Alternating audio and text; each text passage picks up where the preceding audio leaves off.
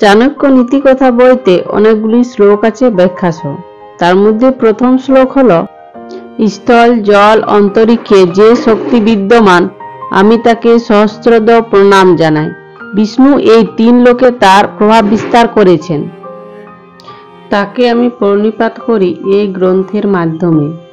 বিভিন্ন শাস্ত্র থেকে সযত্নে আহত বিষয়সমূহ ব্যাখ্যা করব। ব্যাখ্যা: প্রাচীন ভারতীয় পরম্পরা অনুসারে যে কোনো শুভ কাজ শুরু করার আগে ঈশ্বরকে বিনম্র ভক্তি এবং প্রণাম নিবেদন করতে হয়। আমরা ঈশ্বরের কাছে প্রার্থনা করি আমাদের সৃজনমূলক প্রয়াস যেন তার আশীর্বাদে সুসম্পন্ন হয়।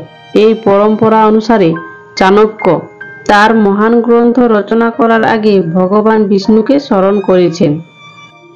ভারতীয় ঐতিহ্যের ধারাবাহিকতা মনে রেখে চাণক্য এই মহান গ্রন্থটি রচনা করার আগে ঈশ্বরকে স্মরণ করেছেন।